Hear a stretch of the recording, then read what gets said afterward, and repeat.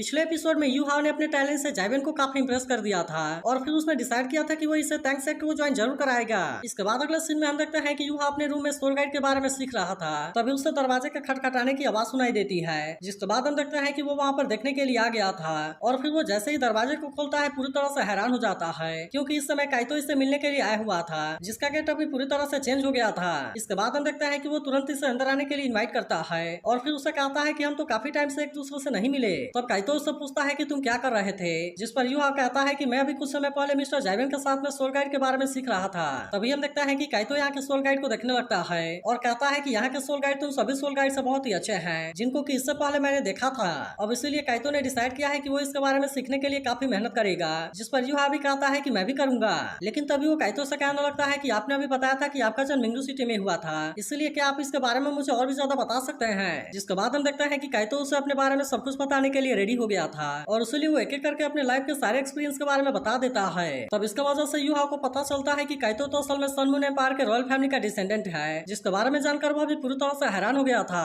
तब इस पर काइतो उससे कहता है कि यह बात पूरी तरह से सही है और मैं असल में एक निकाला हुआ प्रिंस हूँ। फिर वो आगे बताने लगता है कि मेरे फादर सन मून एम्पायर के फॉर्मर एम्पायर थे, लेकिन एक समय पर अचानक से उनकी मौत हो गई। जिसके बाद उस रात मेरे अंकल कुछ आर्मी के साथ में वहाँ पर आ गए, लेकिन उन सभी के साथ में वहाँ पर कोई मिस्टीरियस फिगर भी आया हुआ था और उस तरह से विवाह के सारे लोगों को मार रहे थे। लेकिन फिर भी समय रहते हुए मेरी मदर और सिस्टर ने मुझे एक जगह पर छुपा दिया, जबकि वे उनके हाथों से खुद को किसी तरह से नहीं बचा पाए और इसीलिए वे सभी उनके हाथों वहाँ पर मारे गए। फिर हमें पता चलता है कि यह सब असल में काइतो के आंखों के सामने हुआ था और अब इसीलिए वो इसके बारे में याद करके काफी गुस्सा हो जाता है। तभी हम देखते हैं कि यूहा जैसे ही इसे टच करने की कोशिश करता है, गुस्से में होने की वजह से काइतो अपने सोल कैनन को इसके ऊपर ही पॉइंट कर देता है। तब इसका वजह से हम देखते हैं कि यूहा भी काफी डर गया था, लेकिन फिर भी काइतो किसी तरह से खुद को शांत करा लेता है। फिर वो आगे कहने लगता है कि उसके बाद से सन मून एम्पायर पूरी तरह से चेंज हो गया, क्योंकि मेरा अंकल अब वहाँ के एम्परर बन गया था, जबकि मैं अपने पूरे फैमिली में केवल अकेला बचा था। अब इस वजह से हम देखते हैं कि काइतो जगह जगह भटकने लगा था, क्योंकि अब उसके पास में रहने के लिए कोई भी जगह नहीं होती। और फिर वो एक दिन इसी तरह से बारिश में भीगने की वजह से बेहोश हो जाता है,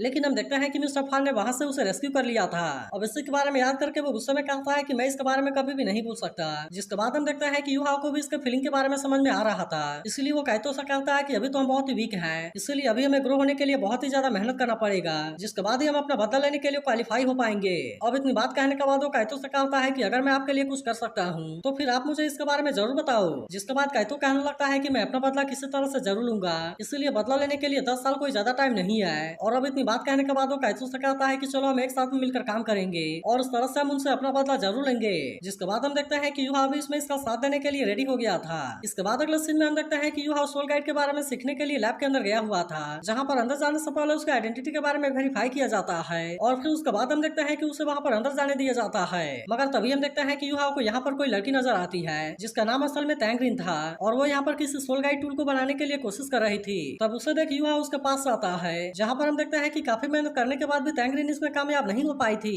अब इस वजह से हम देखते हैं कि तैंग्रिन यहाँ पर काफी परेशान हो गई थी, इसलिए यूहा उसकी हेल्प करने का डिसाइड करता है। जिसके बाद हम देखते हैं कि वे दोनों एक साथ में मिलकर इसे बनाने लगे थे और फिर आखिरकार वो लड़की इसे बनाने में कामयाब हो जाती है। इसके बाद हम देखते हैं कि वो इस बात से काफी खुश हो गई थी और फिर वो एक्साइटेड होकर यूहा से अपना हाथ भी मिला लेती है। लेकिन तभी हम देखते हैं कि इसके वजह से वो काफी शर्मा गई थी और तभी अचानक से उसके अंदर से बहुत सारे ऑरेंज गिरने लगते हैं। तभी इसी बीच हम देखते हैं कि उसके पैर के नीचे एक ऑरेंज आ जाता है, इसीलिए उसे देख यूहा भी उसे बचाने के लिए कोशिश करता है, लेकिन फिर भी वो इसे नीचे गिरने से नहीं बचा पाता। इसके बाद यूहा इसे बताता है कि मैं यहाँ पर एक नया एक्सचेंज स्टूडेंट हूँ। जिसके बाद हम देखते हैं कि वो इसके चेहरे की तरफ देखती रह जाती है। तभी इसी वक्त हम देखते हैं कि केके और साव भी यहाँ पर आ गए थे और उसे देख केके को ऐसा लग रहा था कि यूहा ने तैंग्रिन के साथ में कुछ किया है। अब इस वजह से हम देखते हैं कि वो यूहा के ऊपर काफी गुस्सा हो गई थी और फिर वो कहने लगती है कि हमारे सन मून एकेडमी के स्टूडेंट को बुली करने की तुम्हारी हिम्मत कैसे हो गई। तब इस पर यूहा इनको समझाने की कोशिश करता है कि ऐसा कुछ भी नहीं है, लेकिन तभी हम देखते हैं कि साव इसकी कोई भी बात सुनने के लिए रेडी नहीं होता और फिर वो यूहा को धक्का देते हुए कहता है कि हमने इसे अपने आंखों से देखा है। इसके अलावा हम देखते हैं कि साव श्रेक एकेडमी के बारे में भी गलत बोलने लगा था। तब इसे देख तैंग्रिन केके से यह सब रोकने के लिए कहती है, लेकिन हम देखते हैं कि केके भी उसकी बात समझने की कोशिश नहीं करती और फिर वो कहने लगती है कि तुम्हें डरने की जरूरत नहीं है, क्योंकि अब हम यहाँ पर आ गए हैं। वहीं उधर हम देखते हैं कि साव यूहा को धक्का देकर यहाँ से जाने के लिए बोलने लगा था, जिस पर यूहा इसे समझाने की कोशिश करता है कि मैंने उसे बुली नहीं किया। लेकिन इसके बाद भी हम देखते हैं कि साव उसकी कोई भी बात सुनने के लिए रेडी नहीं होता और फिर वो कहता है कि मैं तुम्हें सबक जरूर सिखाऊंगा। अब इतनी बात कहने के बाद हम देखते हैं कि वो यूहा के ऊपर अटैक करने के लिए भी आ जाता है। इसके बाद यूहा इसे रोकते हुए फिर से समझाने की कोशिश करता है कि यह सब केवल मिसअंडरस्टैंडिंग है, लेकिन अभी भी हम देखते हैं कि साव इसकी कोई भी बात नहीं सुनता और फिर वो तुरंत ही अपने सोल कैनन का यूज करके यूहा के ऊपर अटैक करना भी स्टार्ट कर देता है। जिसके बाद हम देखते हैं कि कि यूहा भी तुरंत वहाँ से भागने लगा था और उस तरह से वो साओ के अटैक से खुद को बचाने लगता है। तब इसे देख साओ उसका मजाक उड़ाते हुए कहता है कि तुम्हें तो केवल भागना आता है। और तब इस बीच हम देखते हैं कि केके भी यूहा के ऊपर अटैक करने के लिए रेडी हो गई थी, लेकिन तभी हम देखते हैं कि यूहा ने भी आइस एम्पर क्लॉ का यूज करके इसके अटैक को बहुत ही आसानी से रोक लिया था और इसीलिए केके भी अपने अटैक से उसका कुछ भी नहीं कर पाती। मगर तभी हम देखते हैं कि साओ इसके ऊपर और भी ज्यादा गुस्सा हो गया था,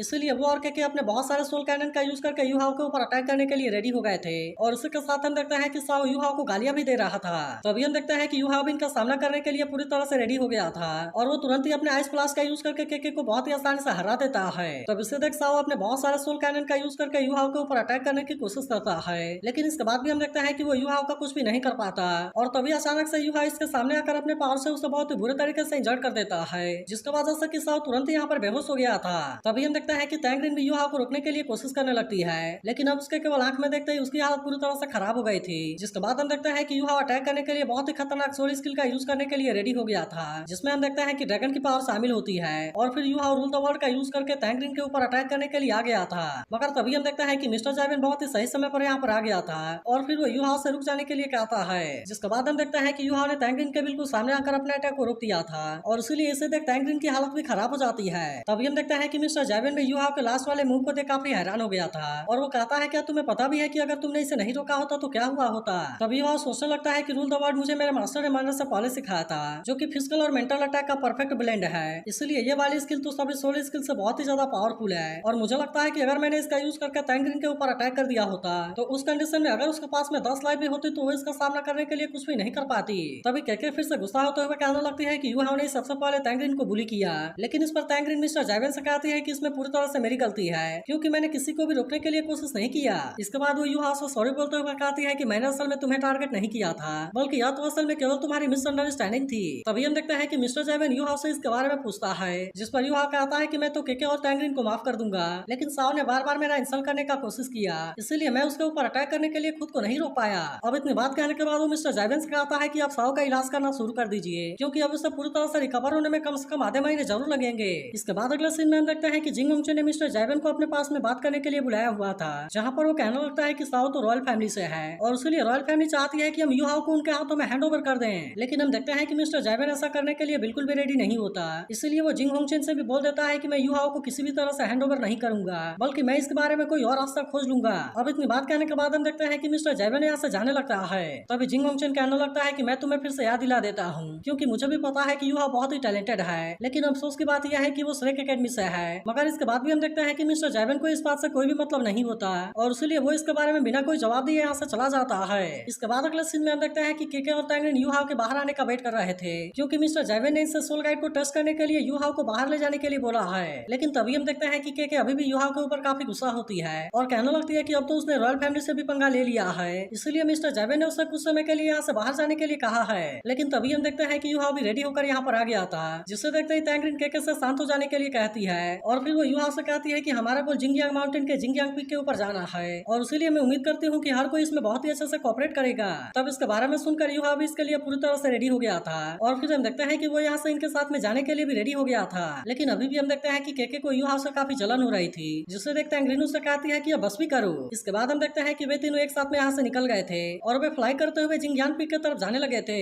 तभी केके देखती है कि यूहा की स्पीड थोड़ी सी कम है, इसीलिए वो इसके पास आकर कहने लगती है कि तुम जरा और भी तेज स्पीड से फ्लाई करो, नहीं तो फिर हो सकता है कि तुम्हारे वजह से हम इसमें लेट हो जाएं। तभी इसी बीच हम देखते हैं कि उसकी नजर यूहा के एयरक्राफ्ट के ऊपर जाती है, जिसे देखते ही वो कहती है कि यह तो सच में बहुत ही अच्छा है। लेकिन इसके बाद भी हम देखते हैं कि यूहा इसके बात के ऊपर ज्यादा ध्यान नहीं दे रहा था और फिर वो तुरंत यहाँ से आगे की तरफ जाने लगता है। तभी हम देखते हैं कि तैंगरिन उसे जिंगयांग माउंटेन के बारे में बताने लगती है, जो कि रिफांग कॉन्टिनेंट के नॉर्थ सेंट्रल पार्ट में लोकेटेड है, जो कि दिखने में बिल्कुल ही स्पाइडर के आकार का है। फिर वो आगे कहती है कि वैसे तो सेंट्रल माउंटेन में बहुत सारे मिनरल्स पाए जाते हैं, लेकिन वह जगह असल में बहुत ही ज्यादा खतरनाक भी है, क्योंकि वहाँ पर मेटल को पसंद करने वाले स्पेशल सोल भी पाए जाते हैं। लेकिन तभी से भी हम देखते हैं कि वे अपने डेस्टिनेशन के पास में भी आ गए होते हैं, इसीलिए तैंगरिन इनसे लैंड होने के लिए रेडी हो जाने के लिए कहती है और फिर हम देखते हैं कि वे तीनों अब नीचे आ गए थे। इसके बाद हम देखते हैं कि वे तीनों एक साथ में मिलकर इस जगह को एक्सप्लोर करने लगे थे, जहाँ पर हम देखते हैं कि इनको आगे बढ़ने में बहुत सारी प्रॉब्लम आ रही थी, इसीलिए वे इसमें एक दूसरे की हेल्प भी कर रहे थे। इसके अलावा हम देखते हैं कि यहाँ पर इनको चलने वाले अजीब से पेड़ भी दिखाई देते हैं, इसीलिए वे वहाँ पर कोई भी आवाज नहीं करते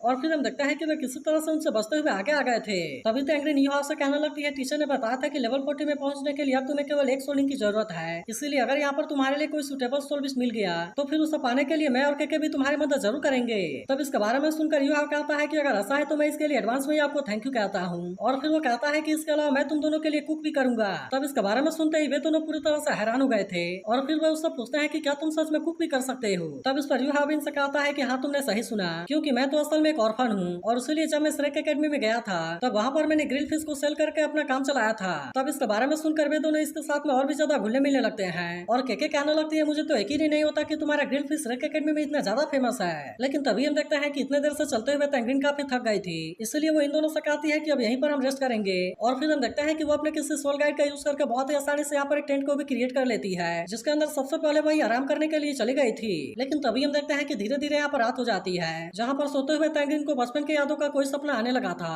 और फिर हम देखते हैं कि वो इसके वजह से धीरे धीरे परेशान होने लगती है। फिर हमें पता चलता है कि उसके सामने वाला आदमी कोई और नहीं बल्कि उसका फादर है, जो कि अब किसी वॉर में जाने के लिए रेडी हो गए थे। और इसलिए इस बात से पेंगुइन और उसकी मदर काफी उदास होती है। अब इसके बारे में याद आने की वजह से पेंगुइन का नींद खुल गया था और तभी वो टेंट के बाहर केके और युहा को फिश खाते हुए देखती है, जिसके बाद हम देखते हैं कि वो भी इसे टेस्ट करने के लिए इनके पास में आ गई थी और इसीलिए युहा भी उसे ग्रिल फिश देकर टेस्ट करने के लिए कहता है। जिसके बाद हम देखते हैं कि पेंगुइन भी उसे इसके लिए थैंक यू कहती है, लेकिन वो जैसे ही इसका केवल एक बाइट लेती है वो पूरी तरह से शांत हो जाती है, जिससे देखते ही केके इस बात से थोड़ी सी परेशान हो गई थी। और फिर वो पेंगुइन से पूछने लगती है कि क्या तुम्हें सही नहीं लगा। तब इस पर पेंगुइन कहते हैं कि नहीं, सच में बहुत ही टेस्टी है और मुझे असल में पिछले 10 सालों से ऐसा टेस्ट कभी नहीं आया था। तब इसके बारे में सुनकर युहा इस बात से थोड़ा सा परेशान होने लगता है, जिसके बाद हम देखते हैं कि पेंगुइन इसके लिए उसे थैंक यू कहती है, क्योंकि आज उसने इसके डैड को फील करा दिया है। तब इसके बारे में सुनकर युहा इस बात से थोड़ा सा डर गया था, जिसके बाद पेंगुइन कहती है कि मेरे फादर स्टार्लू एम्पायर के साथ हुए वॉर में मारे गए थे, जिसकी वजह से उसकी मदर भी काफी उदास रहने लगी थी और फिर आखिरकार कुछ समय के बाद वो भी इसे छोड़कर चली गई।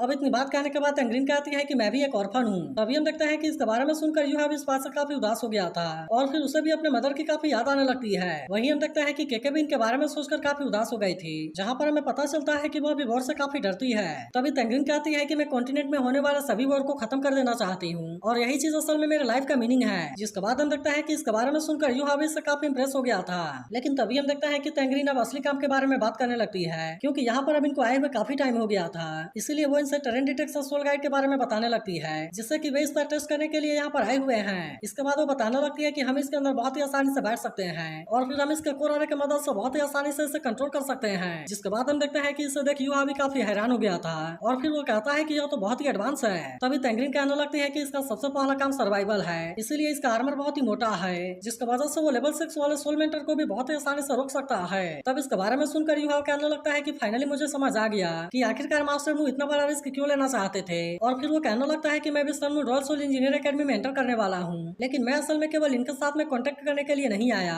बल्कि मुझे यहाँ पर भेजने का मतलब था कि मैं यहाँ के सारे काम के बारे में बहुत ही आसानी से समझ सकूं। तभी केके उससे कहने लगती है कि हमारी एकेडमी पिछले 30 सालों से इसके ऊपर स्टडी कर रही है और इसीलिए यह चीज हमारे लिए बड़ी खास है। तभी हम देखते हैं कि पेंगुइन इन दोनों को भी अपने साथ लेकर अंदर चली जाती है, जहाँ पर हम देखते हैं कि अब उसने सोल गाइड को स्टार्ट भी कर दिया था और उसे स्टार्ट करते ही उसके अंदर रडार जैसा सिस्टम एक्टिवेट हो जाते हैं। तभी हम देखते हैं कि आगे बढ़ने के लिए उसके अंदर से 2 पैर भी बाहर आ गए थे और उसके अलावा हम देखते हैं कि इसके अंदर 2 हैंड भी होते हैं। तभी कुछ देर के बाद हम देखते हैं कि पेंगुइन इसे युहा को भी चलाने के लिए देती है, ताकि वो भी इससे कंट्रोल करने के बारे में सीख सके। लेकिन हम देखते हैं कि शुरुआत में इसे थोड़ी सी दिक्कत होती है, मगर उसके बाद भी उसने इसे कंट्रोल करने के बारे में सीख लिया था और अब इसी तरह से वे यहाँ से बढ़ते हुए आगे की तरफ जाने लगे थे। तभी हम देखते हैं कि यहाँ पर इनको कोई रेयर मेटल मिलता है, जिससे देख वे तीनों इस बात से काफी खुश हो गए थे। मगर तभी हम देखते हैं कि इनके स्किन के ऊपर वार्निंग वाला सिग्नल भी आने लगा था, जिससे देखते ही वे तीनों इस बात से काफी परेशान हो गए थे। तभी इनको पता चलता है कि यहाँ पर तो बहुत सारे वुल्फ आ गए हैं और उन्होंने चारों तरफ से यहाँ पर इनको घेर लिया है। तब इसका वजह से हम देखते हैं कि युहा भी काफी परेशान हो गया था और फिर वो कहने लगता है कि इनमें से 3 के पास में तो 10,000 साल का कल्टीवेशन है, जो कि एक साथ में मिलकर यहाँ पर सैकड़ों वुल्फ को लीड कर रहे हैं। तब इसके बारे में सुनकर केके भी इस बात से काफी परेशान हो गई थी